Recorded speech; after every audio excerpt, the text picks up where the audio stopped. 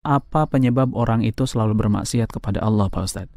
Padahal sudah sering mendengarkan murotal dan kajian dengan ustadz-ustadz. Ini sudah menjadi sumpah iblis yang diabadikan oleh Allah dalam Al-Quran, di mana iblis akan senantiasa menggoda manusia dan menjerumuskannya ke dalam dosa dan kemaksiatan. Ketika iblis diusir oleh Allah, dia bersumpah akan menggoda manusia dari segala arah.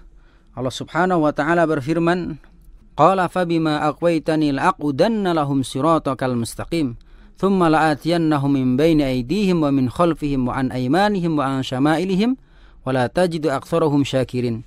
Iblis menjawab, karena engkau telah menghukum saya tersesat, saya benar-benar akan menghalang-halangi mereka dari jalan engkau yang lurus. Kemudian saya akan mendatangi mereka dari muka dan dari belakang mereka, dari kanan dan dari kiri mereka, dan engkau tidak akan mendapati kebanyakan mereka bersyukur. Quran Surat Al-A'raf ayat 16-17. Imam Ibnul Qayyim menyebutkan 6 cara yang dilakukan oleh setan dalam menggoda manusia supaya tersesat. Pertama, setan membujuk manusia agar mengingkari Allah atau menyekutukannya. Jika tidak berhasil, dia beralih pada cara yang kedua, yaitu setan membujuk manusia agar melakukan bid'ah yang sesat. Jika manusia berpegang teguh pada sunnah, setan beralih pada cara yang ketiga, yaitu setan menggoda manusia untuk melakukan dosa-dosa besar. Jika manusia terjaga dari dosa besar, setan beralih pada cara yang keenam. Pada cara yang keempat, yaitu setan menggoda manusia untuk melakukan dosa-dosa kecil. Jika manusia terhindar dari dosa-dosa kecil, misalnya segera bertaubat ketika menyadari dosa kecil yang dia lakukannya, setan segera beralih pada cara yang kelima, yaitu setan menggoda manusia dengan perbuatan-perbuatan yang tiada berguna. Manusia dibujuk untuk menghabiskan waktunya dengan perbuatan yang sia-sia, sehingga meninggalkan perbuatan yang berguna. Jika tidak tergoda pula, maka setan akan beralih pada cara yang keenam. Setan menggoda manusia agar sibuk dengan perkara-perkara yang baik, tetapi mengabaikan perkara-perkara yang jauh lebih baik.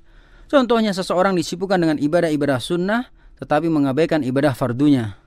Agar tidak mudah jatuh dalam maksiat, minimal ada 3 hal yang bisa dilakukan. Yang pertama, menyibukkan diri dengan menuntut ilmu. Di samping memiliki keutamaan yang besar, menuntut ilmu akan menguatkan ilmu dan iman sehingga tidak mudah tergoda lagi dengan maksiat. Mengisi waktu dengan menuntut ilmu ini juga akan mengurangi perbuatan atau pikiran yang tidak ada gunanya, termasuk maksiat.